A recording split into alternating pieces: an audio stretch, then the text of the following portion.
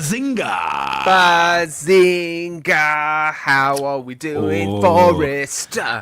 We're doing okay, Matty boy. How are you doing? Good. I'm just rocking a bit of the old Don't Be a Hero merch here. I've got the other t-shirt on. Yeah, there we go. We've got a little Fantastic. we've got a side t-shirt situation, side logo with the Don't Be a Hero. But also, what you can grab yourself a little hat. And then you can grab yourself a little tote bag. Don't be a hero. Yeah, look at all the merch here, listener. Look at us, we're merching ourselves up. Look at us, we're merching. Yes, you've got look at me going down Comic-Con like this. Absolutely. I've got a podcast. Everybody got a podcast. I feel so undermerched. I have got a t-shirt. I just can't. It's severely undersized. So I will have myself some merch. Some pretty merch. Well, look, it doesn't have to be just us buying it, does it? So, dear listener, well, yeah, it's true. there is access to our merch on link in our bio and Instagram. You can get the t-shirts, you can get the hats, you can get the tote bags, you can even get a hoodie. You can get some special, exclusive t-shirts that won't be lasting for that long either. On the old Spread Shop, provided by Spreadshirt. So, thank you so much for doing that in advance, because I know you're going to buy some stuff. The other thing I can say is, while we were listening a minute in, okay, you're still listening, you can rate this podcast right now before we talk about Daredevil once again. Give us a rate on Spotify, give us a rate on Apple, give us a 5-star rating. We're desperate for it. We're gagging for it. Okay, please do. Anyway, that's done. Hot damn. Had to diggity dang. Demity bong. We've already spoken to each other this week.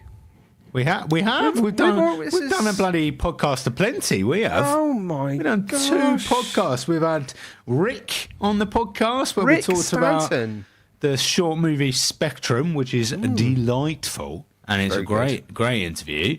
And then we spoke to James, right? James Dealey, cosplayer. James as well. 20-year veteran cosplayer as well. And he'll be on a bonus episode for us in a few weeks' time. We've got some other interview episodes lined up for March as well. It's just February, March. It's just going to be kicking off. We're just pumping stuff out, mate. Oh, yeah. Oh, just a little jiggle. Sorry, I should have described. I'm jiggling. My jiggle wiggle. Just very excited. Jiggle wiggle. I've also noticed there you've got yourself a little hula hoop on the finger situation. What's happened there? You know when you get those little bits of skin tag in between the nail and the. Do you not get this? Between the nail and I've never spoken about this to another human being before. I've just realised you can get a little bit. It's like skin that just kind of like pops out in between the fingernail and the skin. Dear listener, please tell me somebody else gets this, and it just becomes really uncomfortable and inflamed a little bit. Ooh, and then I've had to pick it out, and the problem is that I've made it worse by doing that and making it bleed a lot. I've just created a little situation where I've just got a really hot finger. Oh no! Oh, you got to watch out for an infection there, Matt. Oh no, I know. If it's hot to the touch, that's worrying. Yeah, well, that's what I'm worried about now. You know, Dr. Forrest is here, and if it's hot to the touch, it's not always good news, my friend. That could be an early sign of sepsis there, mate. No, I mean, you're fine. I'm sure you're fine. I will not be at next week's podcast. I will be in hospital. I mean, normally, touch wood. Oh, there's a little bit of it. Little teeny weeny bit of psoriasis. That's why I get on my hands. Oh, look. I get a little look at us. Tragic, aren't we? Get the ailments when you're in your 30s. I've got there's dry skin aplenty. It's the winter months, Matt. We're acting like absolute wimps here. Do you know what my daughter did this evening, just before bed? Oh? Yanked out her own tooth. Like an absolute boss. I was just like, she was worried. Did she just? Yeah. Oh, it was wobbly. It was good. It was good to go. So every now and then when it happens, I'm like, give that to me. I love taking out a tooth. I don't know. There's something about it. Yeah. Something about yeah. Maybe in a previous life I was a dentist. I don't know. But like I was like, let me do that, and she was like, no, don't. I'm going to do this by myself. And she was, bless her, she was in the bathroom for like 20 minutes worrying about it. And I just went, just hold on to the tooth and just tilt your head back.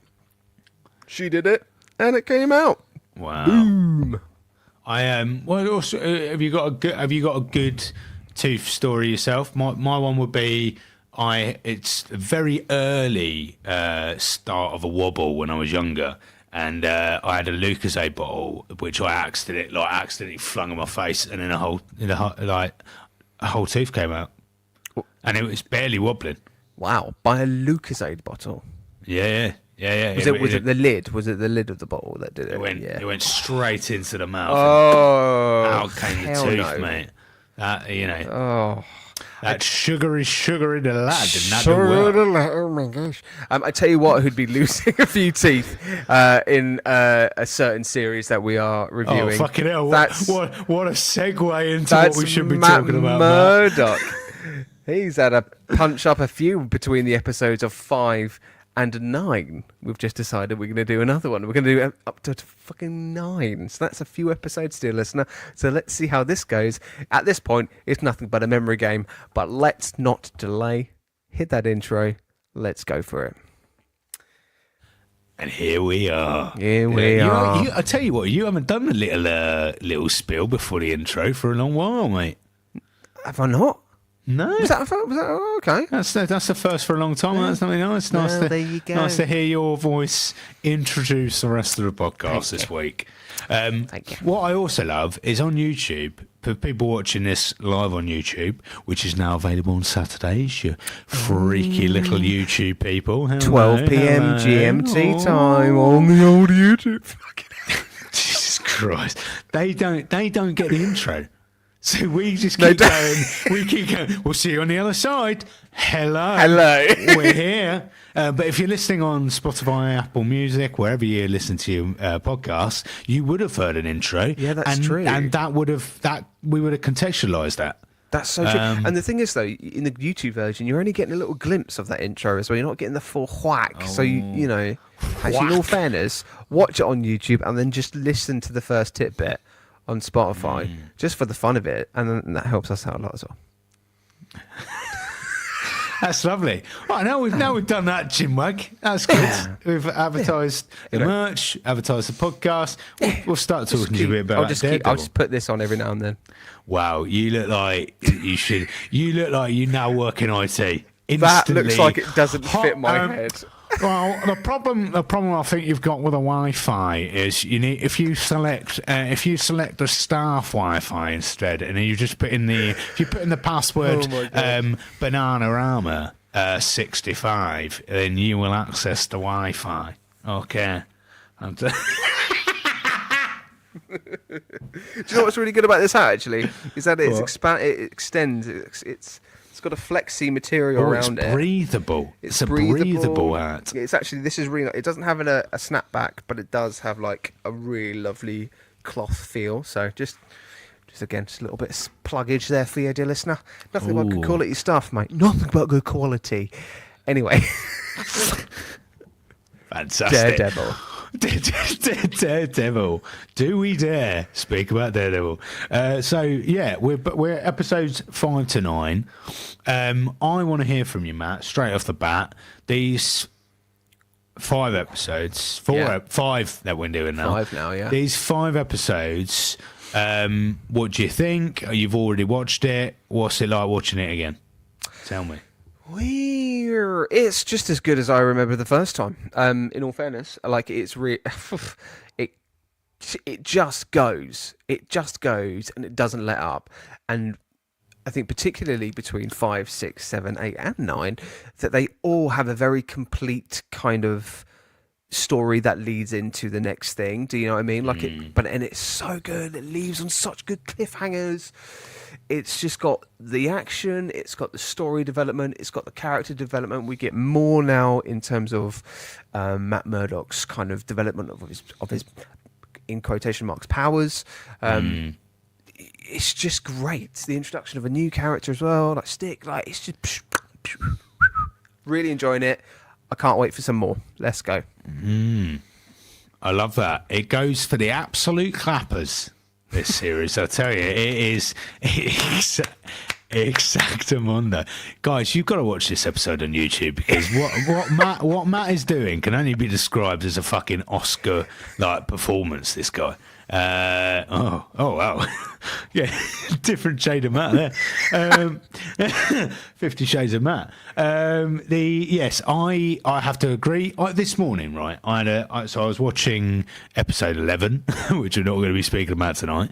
But I found myself thinking that this is the first time in quite a while that I'm just binging it as if I'm watching any series that's outside of the podcast for a long time now, whether it's What If or whatever we've covered, it's kind of been like, okay, we're having to watch this. We're gonna, we've got to cover this.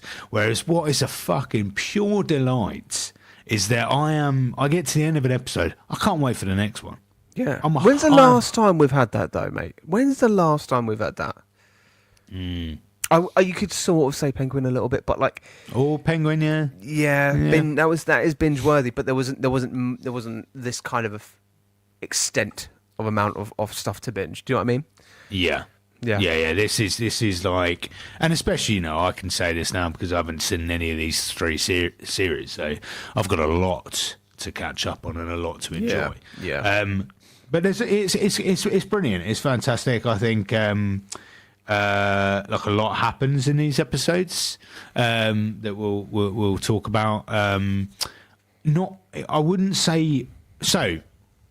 What I am going to bring up straight from the off. So last week we had a conversation about Fisk, right? Yes, we did. And you wasn't too. You were. I've raved about him, and you weren't completely sold just yet on him. Yeah, I think that's an absolutely fair description of what happened there. Have you just gone mute on me? Oh, yeah, sorry, I did. That's all right. I do it all the time, but it was unusual for you to do it.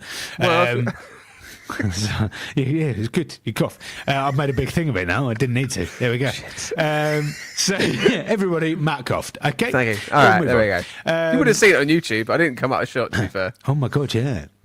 Oh god. You forget about that. That's what I just forgot. See, this is the thing. This is why it's hard now.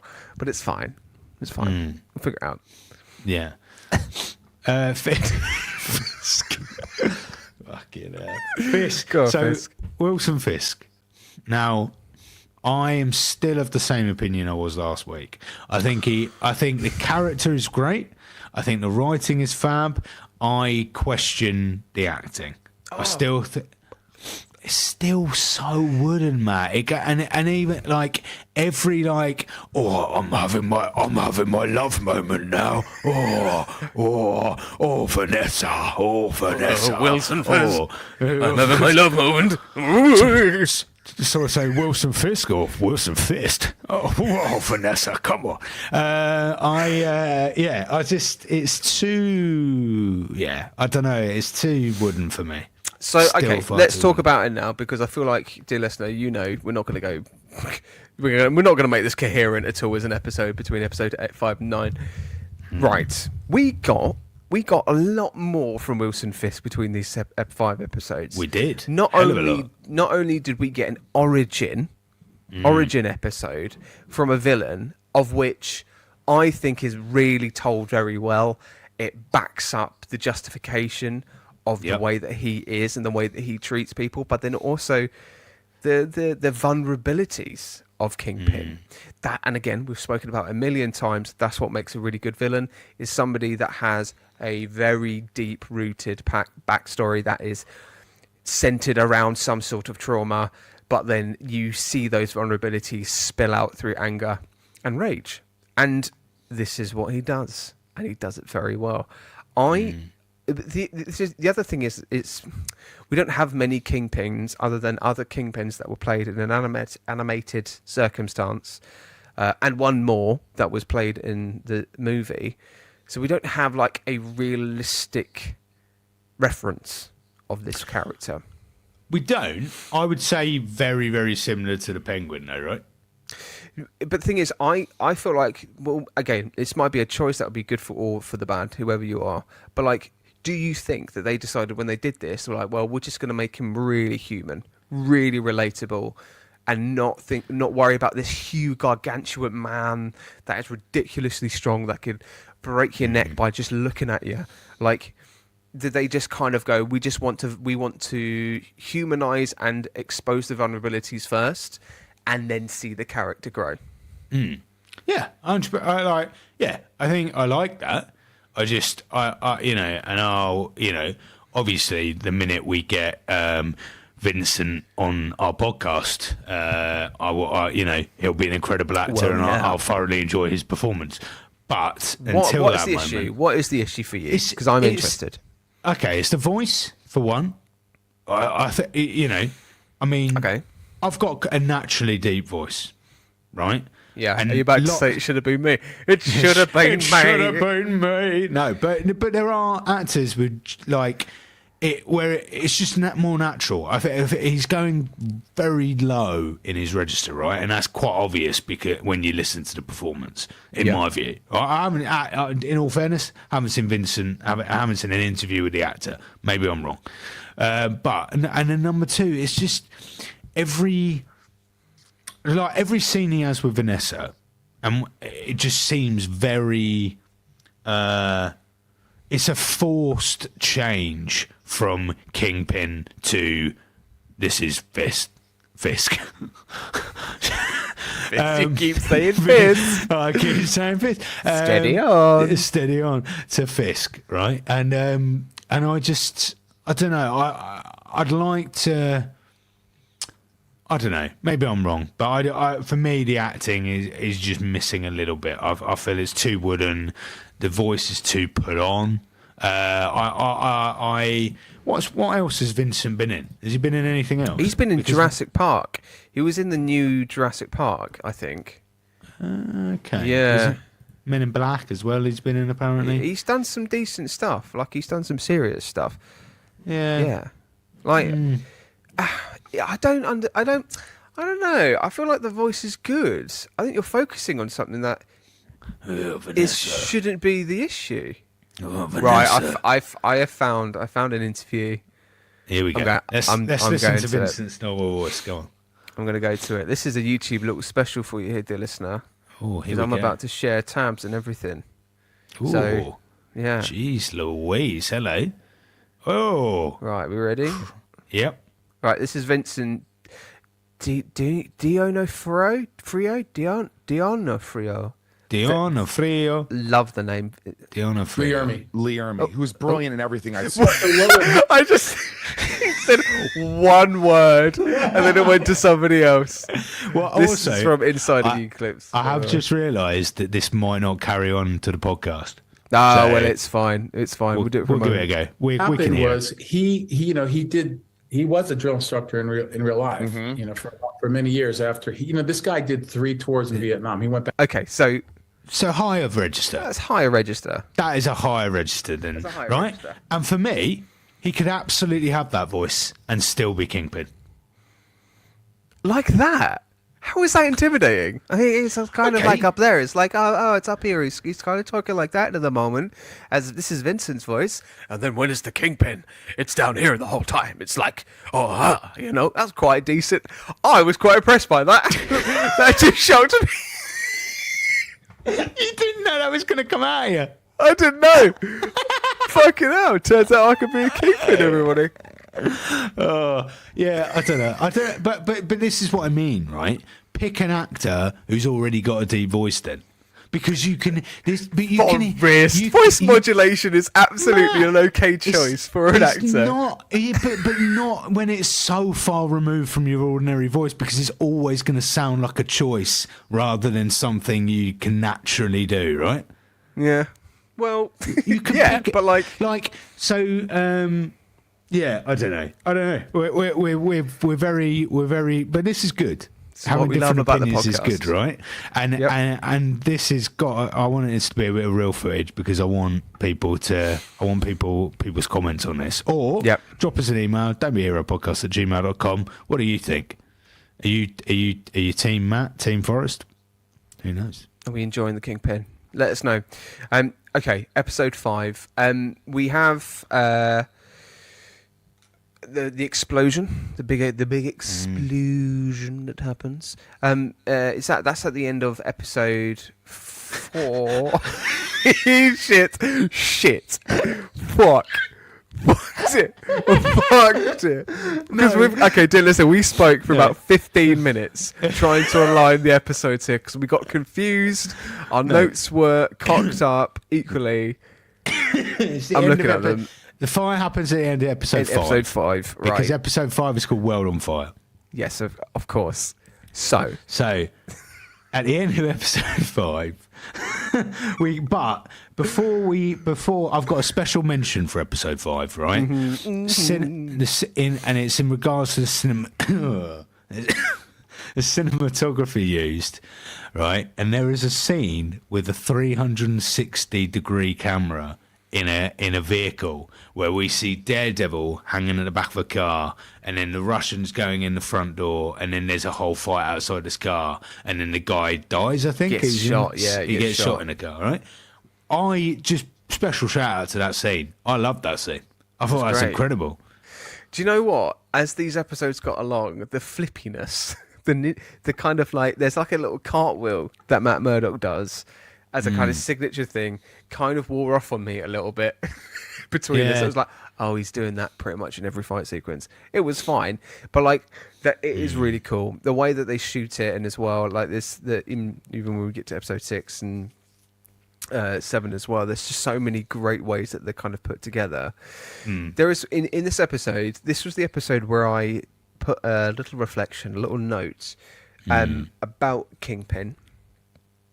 And about kind of so we're seeing this kind of brutalist nature towards him. We're seeing the Russian guy. It was the Russian guy who got his head caved. Vladimir. No. Yeah, No. One of the brothers. Vladimir's brother, right? Yeah. Yeah, Russian brother number 1 that got killed. Literally the brutalist kind of like behavior around him. Now, and it was a wonderful shot of like the Brooklyn Bridge and stuff. And it took me back to Spider-Man, right? And okay, and this is a big thing, right? Surely Born Again is going to be sharing some sort of thread going into Spider-Man 4. Now, the reason why I'm saying this is because there was originally a Spider-Man 4 script ready to go for production. It got paused, it got halted, and it's being rewritten as we speak. Season 2 of Daredevil Born Again has been renewed. So my theory is that they are currently thinking a way of aligning Spider-Man 4 with Born Again Season 2. And I wonder at the end of Born Again Season 1, we get some sort of Spider-Man Kingpin link in, whatever it might be. Or it just could be a tiniest thread. It could be a picture, an image, or a web, whatever it is, right? But I have a theory that we have to culminate to Kingpin having a huge fight with Daredevil, Spider-Man, Elektra, Punisher, Jessica Jones, like literally the ground zero New York superheroes and vigilantes. Literally. That's what, surely, right? Or at least something like that. What I love there, in classic Matt style, right? We've gone from series 1 of the Netflix series Daredevil. No, I know, and you've jumped to Born Again, because I'm ahead. And Spider-Man. Because I'm watching it with this view of Born Again coming up, right? And just seeing it in this kind of early development of season 1, and seeing Kingpin and seeing the Brooklyn Bridge, I was like, we've got to, right? We've got to. Anyway, moving on that. But yeah, I don't disagree. Foggy and Karen. I was just about to say, I really liked in this episode, Karen's intrigue onto Matt was rubbing on to Foggy, wasn't it? Because she was like, can you like close your eyes and touch my face, basically. It's like, that's a bit weird. But it's a bit weird. Yeah. And also, right, and this is the case with Karen moving on, right, in this series. I am starting to be concerned about the writing of the character of Karen, because it feels like we're now slowly venturing into Karen female has got to be interested in any male she shares the screen with, because we've got they're going this like date not date, they go for a drink or whatever, right? Start touching each other's faces. Then we have scenes where she quite clearly has an interest in Matt, right? Yep. Because they have a whole thing about the way he look. I think she mentions the way he looks in something, and it's just a bit like, okay, all right, can we calm down on the sex drive a little bit? I mean, it was all quite pally to begin with, and now the episodes are going by and we're getting like, oh, you know, Karen could basically just be getting off with anyone soon. Yeah, she's I don't know. You can tell that there's little kind of, I don't know, like, not journey. It's just kind of like this supporting character needs to take a sideline right now. Do you know what I mean? Yeah. She's not the focus. No. So, but yeah, we get a scene with them, and then yeah. So. There's a really good bit in episode 5 in the police station. So we have an interrogation scene by the 2 corrupt police officers that then basically murder. Is it one of Kingpin's men? One of a Kingpin lackey. Yeah, a Russian. It's a Russian. A Russian. God. Fuck's sake. It's a Russian who wants to oust This Wilson is what Fisk. I mean when this becomes just a memory exercise at this point. But what was awesome in this bit is that seeing Matt's reaction to that and hearing that and being completely defenseless to stop it. There was also a poster and a little kind of trivia thing that I saw where he was sitting by the stand waiting to go in. There was like a little kind of like theft poster about secret identities, which I thought was quite cool. But I thought that was a good moment. I think again, it all leads into going into the next bit. But that's episode 5. Shall we go with episode 6? Shall we? There's an explosion at the end of episode 5, and then the aftermath is episode 6. Fucking hell. Yeah. So. Episode 6 is a huge episode, right? It's a big episode. We get Russians with Daredevil, Vladimir with Daredevil. We get Daredevil speaking to Fist via the walkie-talkie. We get corrupt police officers. We get the reporter whose name I keep forgetting every time he's on screen. Ben. We get Ben. Ben, yeah. Right? Which, now this storyline with Ben about him.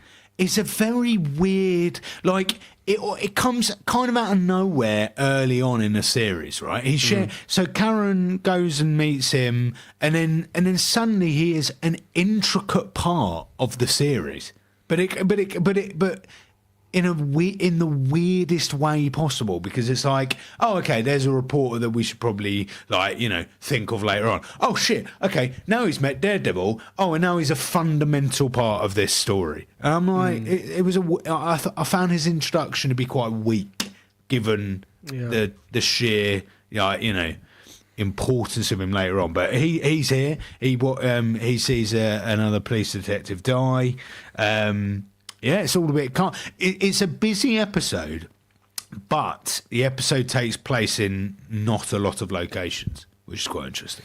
Yeah, it's all very kind of contained, which I think is quite a good choice, because it always, before then, we've had lots of different locations, lots of different things happening.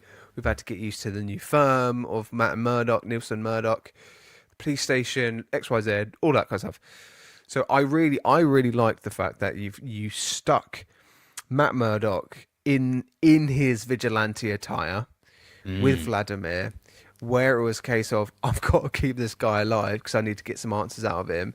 And Vladimir, obviously at first trying to kind of defend himself, but then also just kind of like humanizes the character a little bit, which I thought was really nice. It was a really nice moment in the tunnel as they were trying to escape. But like this was one of those episodes where it needed to justify and show the audience that Fisk has control over absolutely everything. Yeah. Literally, yeah. Yeah, he has power beyond power. I think at this point, I'm going to say my favourite character, and I know this is going to surprise you, right? Go on then. My favourite character is Wesley. Wesley's great. Wesley Because is great. Yeah, I agree. I think they have written the character perfectly. I think the way that Toby Moore acts the character is sensational. It's nicely understated, right? And it's just kind of like you can see his cogs are turning all the time. He's, at some point I feel like we're going to get a double cross between him and Kingpin. Don't know if that happens. You do. I get really intrigued by Wesley as a character. I also quite enjoy that when he... It's a couple of moments where, like, Kingpin kind of overrides him or goes like, can you piss off for a minute, like, important stuff's being done.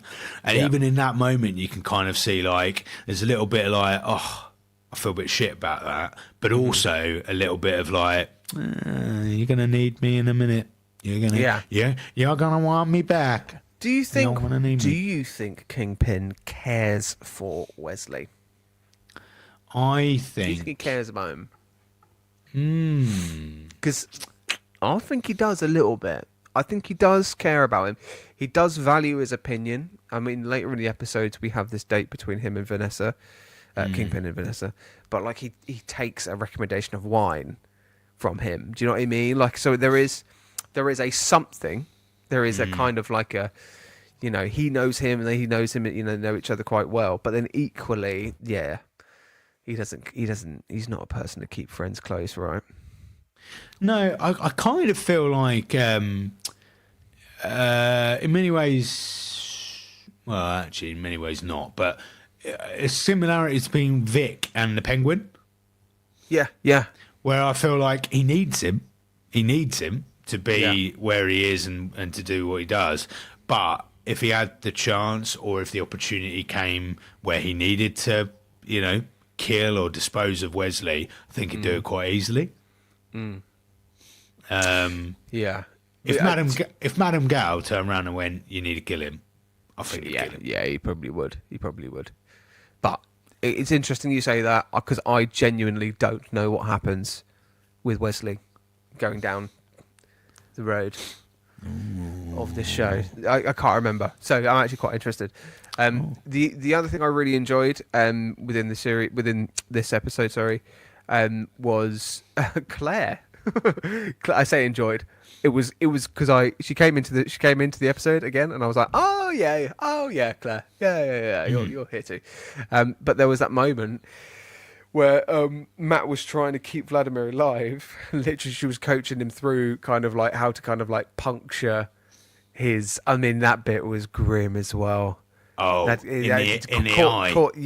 In the eye, but then also cauterized the bleeding with the flare and that bit of the burning the skin. It was just it was whisk. No, thank you. Yeah. Claire keeps coming up, but she doesn't come back, does she? She does. Does she? Well, later in the series, I think in an episode that we're not talking about tonight. Yeah. But she keeps coming. She keeps every now and then. Again, I would say apart from Vanessa, the female characters aren't really well written. That is the only thing I would say. I think if you look at Karen, you look at...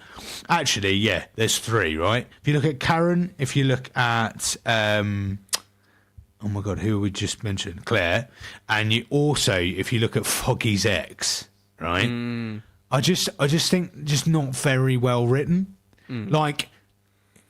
do we get Foggy's ex in these episodes? We do, right? She gets introduced some point in. She's introduced in the early episodes, isn't she? Or is it? Can't remember, maybe.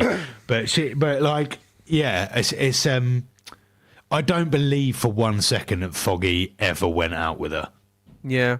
No. Like, like their personalities would never ever be interested in each other. We did it once. No, you didn't, son. No, you Sorry. No, you fucking didn't. Yeah, I mean, not in any world did that ever happen. I mean, the guy's not even from wealth, right? So you can't even say that they've written that in because essentially he's got like a shitload of money and you know he can end up in a spot because of his wealth. That is not the case. So let's put it in reality for God's sake. That never happened, right? So I think the writing for the women in this show, bar Vanessa, is pretty naff. Even Vanessa to a certain degree, because again, if you read between the lines, Vanessa sees wealth and power with Fisk, and basically goes from not being sure about them to, oh yeah, actually I realise how like big of a fucking, you know, how much power and wealth you've got. Yeah, fine, I'll get in your pants. And I'm like, it's not very, you know, it's quite old school written female characters, which I'm not for. And I mean, we're two blokes talking about this issue. I'll be interested what a woman has to say, but I don't think it's very fair, to be quite honest. Feels quite early noughties, 90s in its writing. Well, you got to remember again. This was 10 years ago, right? This is 2015. We say that wasn't too far away. Wasn't too far long ago. But like, in terms of what the fuck am I saying? Basically, what I'm saying it was that the writing then compared to the writing now has actually changed quite a bit when you think about it. In you know, with all the things that happened in the world. Anyway, episode 7. Let's roll on with that. Because Black Sky. We have Styx who arrives, who was Matt Murdock's kind of like adopted father, but also Sensei or Mr. Miyagi or Yoda. If you get me. I get you. Do you get me? I get you. He was. Do you know what I loved? I loved in this episode was not just the teachings bit, but the bit where Kid Matt Murdock goes at the end of it. He goes, "Right, you've done everything I think you need to do," and he goes, oh, "Okay, here's a bracelet I've made for you from the first day that we met." And he looks at it, crumples it up, and goes, "I'm done with you. Bye." Yeah. It's like, that poor kid. You child. But we do figure out that he did keep it, didn't he? At the end of the episode. Yes. He did. Pick it up. Let's find it. Bless him. The by the way, special mention to the actor who plays young Murdoch. Fantastic. Absolute great little actor. Brilliant little actor. Wouldn't be little anymore. No, I bet he's, you know, older. I've got a sneaky suspicion that kid might be older now. Almost 10 years older, I reckon, Matt. Don't you? No, really? Yeah, I've never really? Really? So Black Sky, Stick, I think, what a character. Although you mentioned... He's the only redeeming factor in this episode for me, by the way.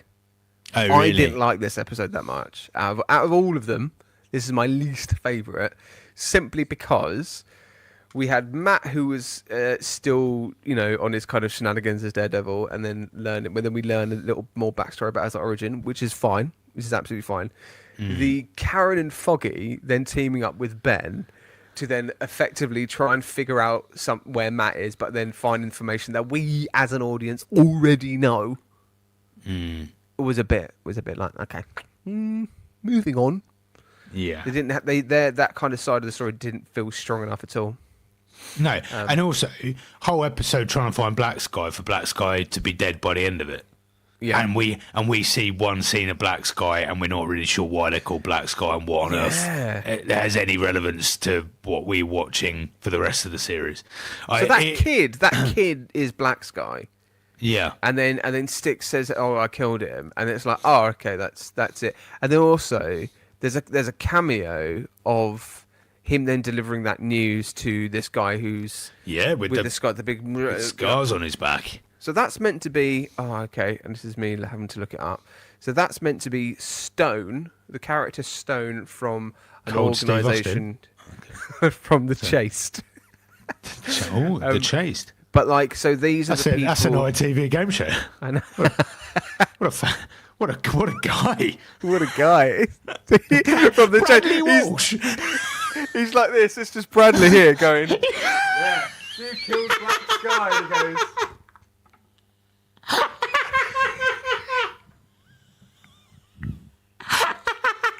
he goes, he's like, all right, have you killed Black Sky? Yeah. Oh, great. Right, what are those numbers? Yeah.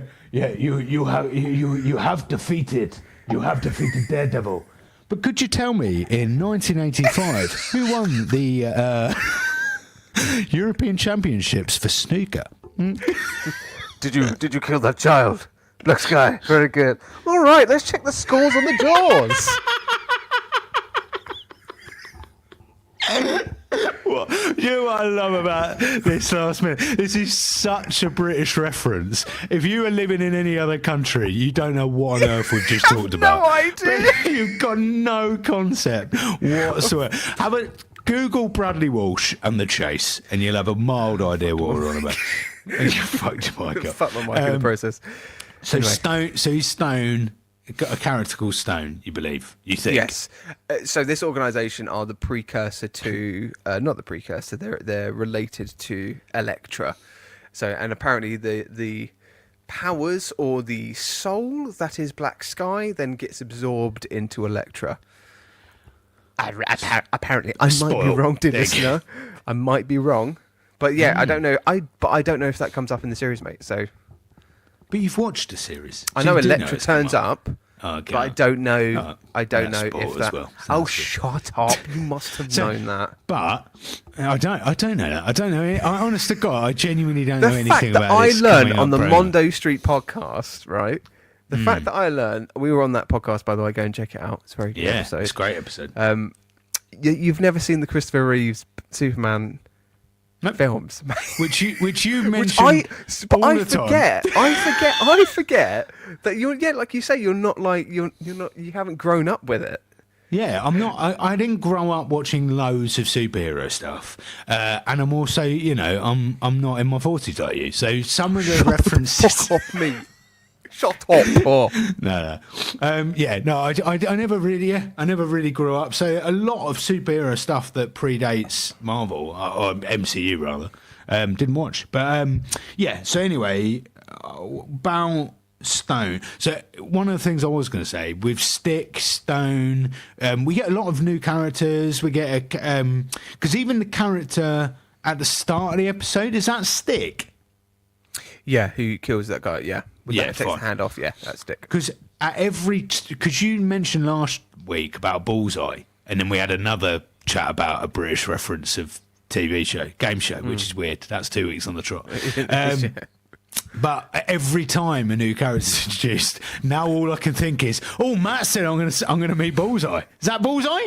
And because Stick is blind, and the first thing we see is his eyes, so I was like, "Oh, it's Bullseye." I was like, no, it's a guy called Stick. I'm like, okay, all right, inventive name. So good.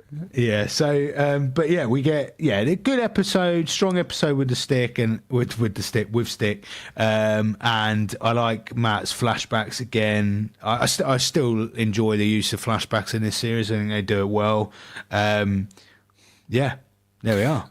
We have Leland Oswald that meets up with Nobu in this episode as well, for like all these kind of like sketchy gatherings in Hell's Kitchen. The crime boss of Japanese kind of they're at the docks, aren't they? That's where they get Black Sky and all that kind of stuff. But the other thing is that it kind of feels like that. I don't know, like just Karen and Foggy are stuck really because Foggy's hospitalised. Foggy's in it, and then they kind of like go, "Oh, okay, cool, right? Well, now we've got to go see Matt. We've got to find Matt," and then that's their episode, basically. Yeah, I mean, I do you know? I'm aware of the time. I want to talk about episode 8. Yeah, because episode 8 is, I think, the best episode so far. It is fucking brilliant. That's what it is. amazing, right? So this is Fisk's backstory. I've got to be really careful with that. I do not want to be saying Fisk's backstory. Back into that. Christ. Well, you did. There you go. Yeah, I did it anyway. I did it Oh, anyway. I did. Yeah. Anyway. Don't dare me. So we get Fisk's backstory. And again, I'm not, before people like hit me online and they're like, well, you've just absolutely, you've gone back on your words here for us, because 5 minutes ago you're slating Fisk and now you're saying it's the greatest episode. The writing of the character is great. I can't fault it, right? Yeah. This episode we get a whole backstory of his father. We see why he basically kills his father, right? Yeah. His father's absolute prick. Fantastic. Absolute arsehole. But he's I don't trying say to run myself. for mayor, isn't he? In this kind of backstory, he's not a nice man. He's not nice to his to Wilson. He's not nice to his wife. His wife is this unresolved kind of supporter of Wilson, but then also not done in the best way either. So there's lots of domestic issues going on down here, but then also you've got a very driven father who wanted to also desperately become mayor, took a loan out by some dodgy mafia folks in New York, and basically doesn't do him many favors because he doesn't win. But then Wilson Fisk, we also find out that gets bullied because that his dad didn't win, then has this confrontation with this older kid, beats him up. Then we just see all of this kind of like violence kind of like unravel in the episode. I really loved the way it was shot in this episode. I really loved the beginning bit when we saw Wilson getting ready. His routine, the collection of suits, him meticulously holding the shirt, taking it out, opening up the cufflinks, having a look at the cufflinks, and also the cufflinks he chooses in the episodes is coincidentally the cufflinks that his mum takes off his father's dead body. So he wears his dad's cufflinks on the day that we see this kind of backstory happen. Then he looks at himself in the mirror and he sees a bloated version of his younger self. Just really, really brilliant ways of introducing the backstory. And then it plays through really nicely, as it is explained. And then just kind of round it off as well, we then have this then introduction with Vanessa. Let's talk about Vanessa in this episode. Yeah, we should talk Because about you were saying she's one of the better played characters or better written characters. I feel like we have a three-dimensional character. I think we're getting quite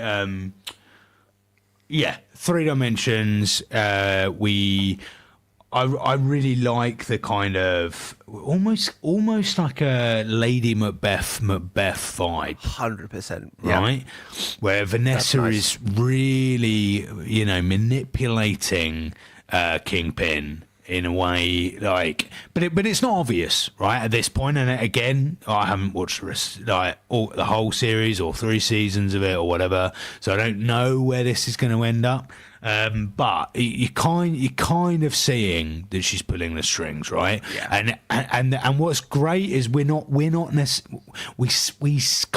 of seeing it, but we're seeing her support of him. We're not seeing him manipulate, right? Or her manipulate rather. But what we are getting is we're getting it through the lens of other characters. So Madame Gao is starting to suspect that Fisk might not be who he was, and that's because I think she even references like because of love, right? Because of the situation that he's in. We also see, I think this episode is the episode, and correct me if I'm wrong. Yes, it is the episode where Fisk kind of beats the reporter in kind of basically outing himself, right? No one knows who this Wilson Fisk is, and then by the end of the episode, he goes on TV, he presents himself, and he's next to Vanessa at the time, right? So it's quite easy to go, all right, Vanessa, here's the person with the strings, and she's gone, right, Fisk, you need to get out of there and you need to do this, right? You need to make people know you, make people believe in you, right? And I absolutely love that. What about you? There was a really gorgeous bit in when they're having this restaurant meal. This is where Wesley suggests the wine, all that kind of stuff. But there's this bit where they're talking about why do you do what you do, and what do you want from what you do. And Fisk goes to say, I want to carve something beautiful out of Hell's Kitchen, but you have to let it see the thing die before it can grow back and reborn.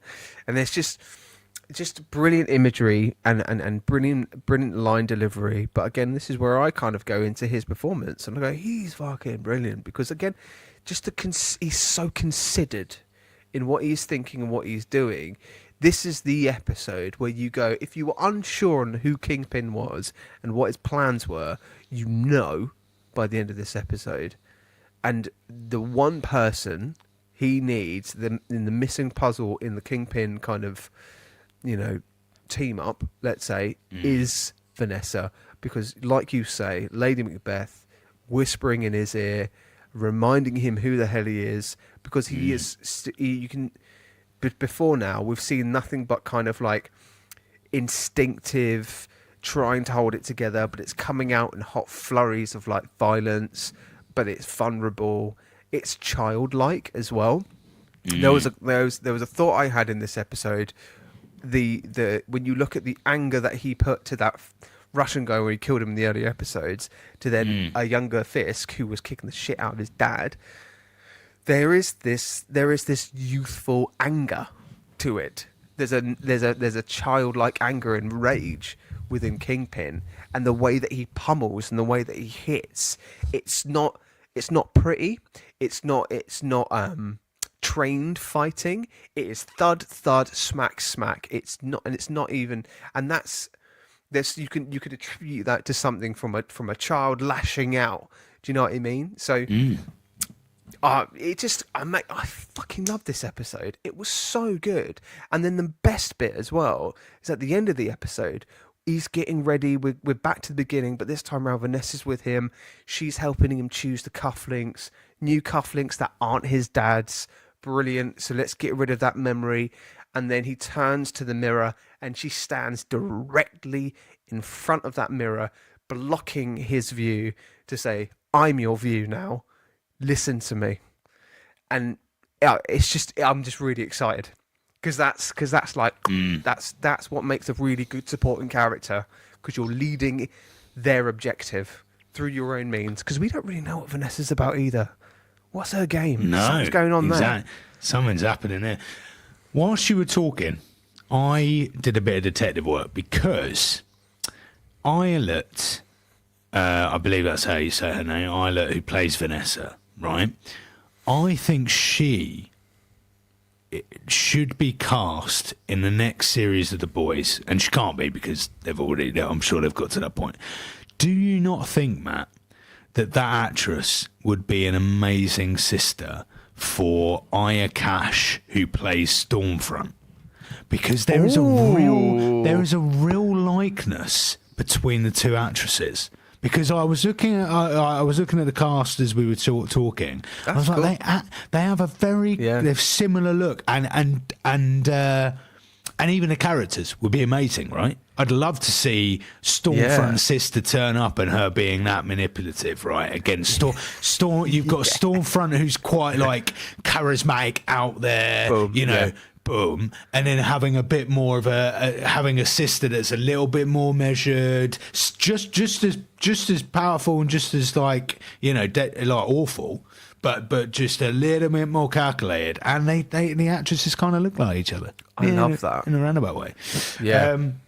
But I think Vanessa's brilliant. I think Isla Zura, who plays her, fantastic job. Something a little bit different in this episode that I didn't enjoy so much was the detective, and I can't remember the detective's name. He was in a coma, or he's not in a coma. He's just in a hospital bed, right? And then we get, because Fisk brings in like a kind of senior detective whose name I also forget. And he's basically like, I want you to kill this guy because when he wakes up, I don't want him to start, possibly challenging the narrative that we're putting out there that Daredevil was the one to shoot these cops, right? So we see the senior detective, much against it, he doesn't want to do it, but he goes into the hospital with a syringe and a baguette. Yeah. Classic way to die. And he administers this syringe, right? And then Daredevil is there, comes in, and then naturally the police walk in and they go, oh shit, windows open, Daredevil was here, right? Or whatever. Yep. Yeah.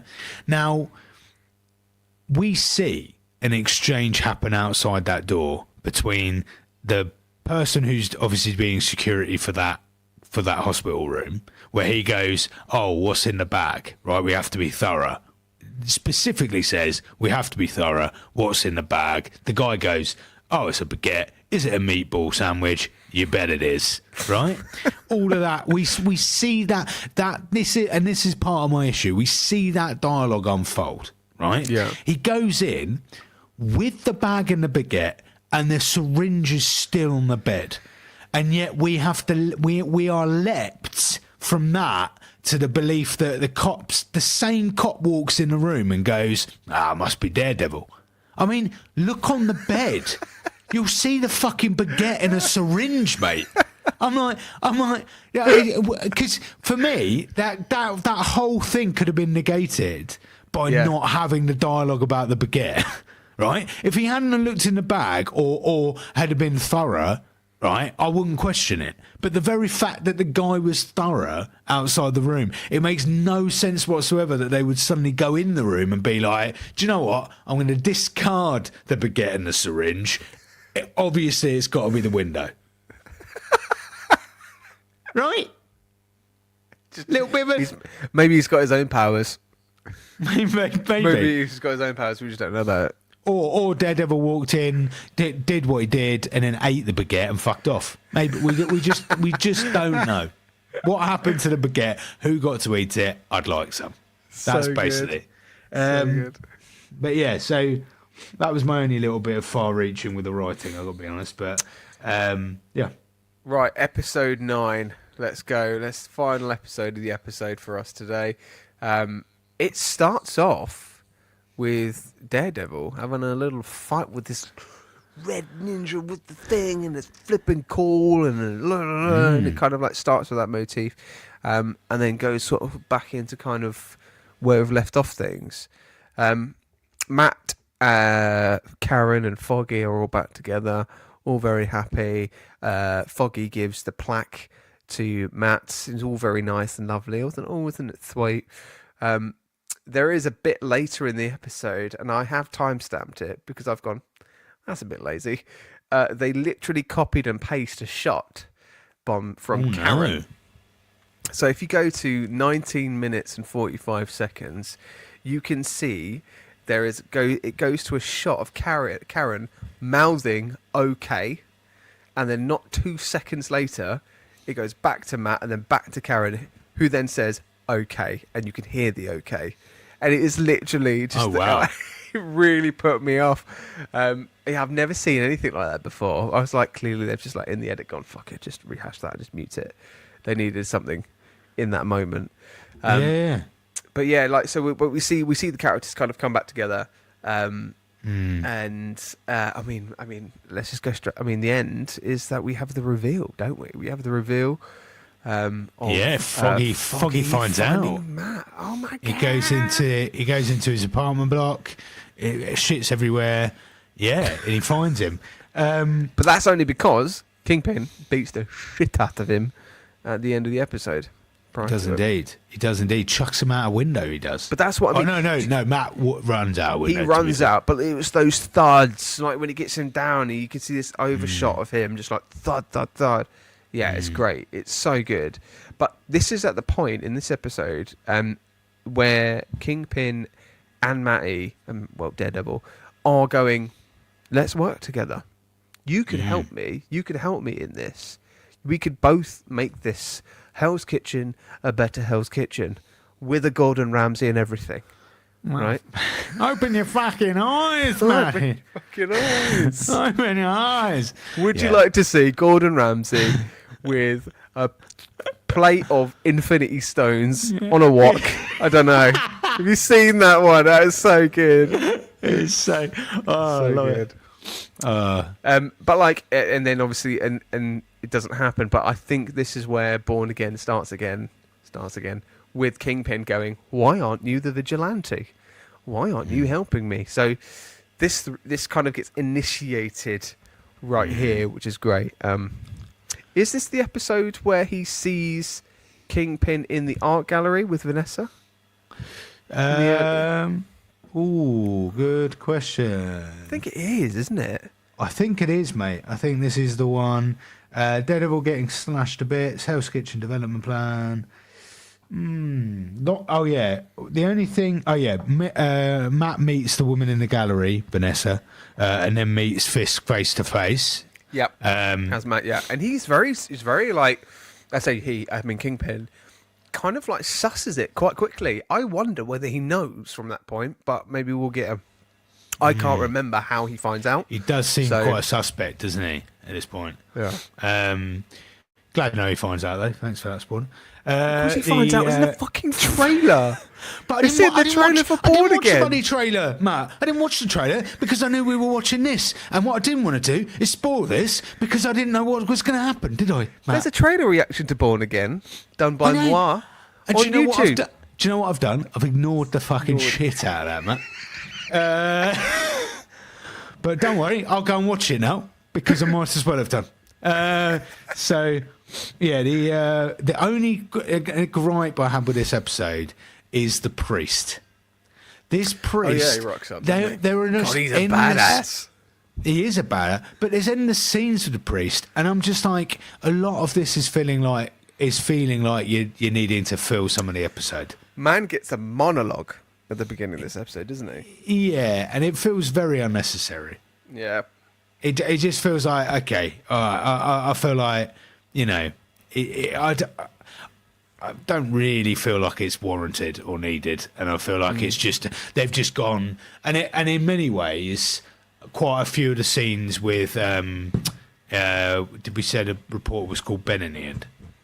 Have I just made that up? Ben. Ben, right?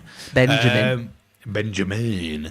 It kind of feels similar. There's a lot of scenes that they've gone, right, these are going to be bits we pick up as and when we need to put them in an episode, rather than like, oh, this shit's going to be integral to the story you're about to see. So I always find that disappointing because I'm like, well, just shorten your series. If you need to, if any episode requires some filler, shorten your series. I think this was during the time where 13 episodes for a season was kind of like bog standard, and you can tell why they kind of shortened it, because you're right. There are so many bits in these episodes that last an hour where you're like, don't really need it now. Do you know what I mean? Like, it's really interesting going back to a series, even not that old, but being 10 years old. You can see how much has changed for TV in the way that we consume TV episodes, particularly. Look, I think we've done our fucking darndest there, Forrest. I think we have. Episode 5 to 9 there of Daredevil. Woof. Woohoo! Great! I can't wait. Can't wait for more. I'll be honest. I've watched episode 10. I am midway through episode 11. I'm enjoying myself, but we won't spoil any of that. And we'll come back next week to the round table, to the Daredevil round table. Yeah, we will. Part 3, episode 10 to 13. Do you remember how this series ends? Can you remember that mate. from your first watch? No.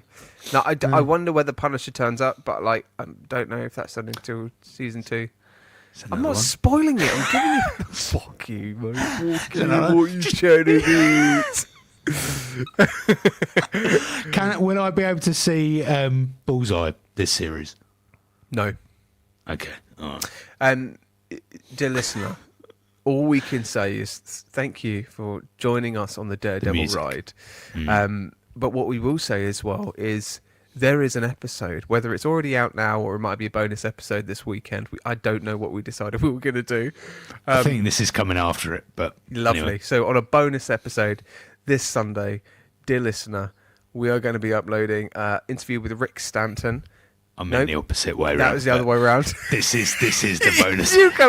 Okay, so, all right. So, dear listener, there is an episode that's currently uploaded. We interviewed Rick Stanton, who wrote the movie Spectrum and directed it.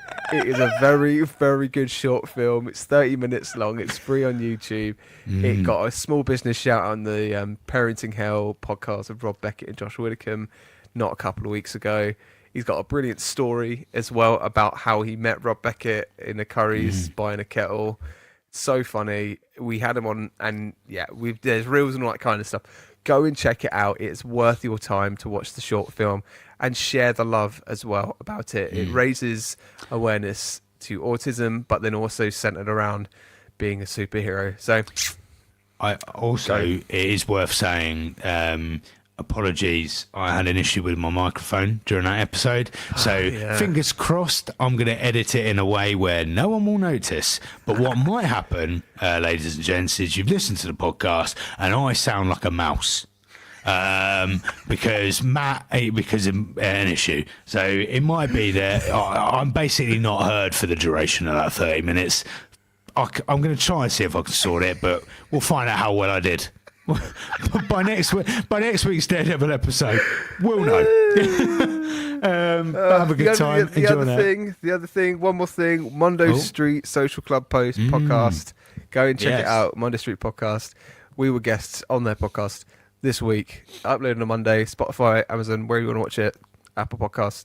Go and watch it. It's a very good episode. And also, in all fairness, it's the first episode where we've come on with guests actually talking about our real life jobs and how it links to the podcast. So, yeah, bit of content there for you. I mean, me and Matt are about to begin a theatrical show together. So we will see so much of each other during March and April. I wonder if we if we ever carpool, if we can carpool for some rehearsals, we could do like little live streams. Yes, it would be incredible. Oh, lovely. We've got ideas flowing already. I just can't wait. Also, I said what I like is that Matt said, if we carpool. The sole reason I'm doing the show is because Matt has said that he will give me a lift. No, I will absolutely give you a lift. I'm really hoping that is the case. the other one is that you got another cast member who's in Colchester who might be able to help you out as well. God, do you see Matt just absolutely dropping me there, guys? Did we notice that? Did we notice how quickly he is to offer his services to just dash them back? Anyway, by the by, we'll see you next week. Thanks for tuning in. Ta-ra, Matt. Ta-ra, listeners. About now.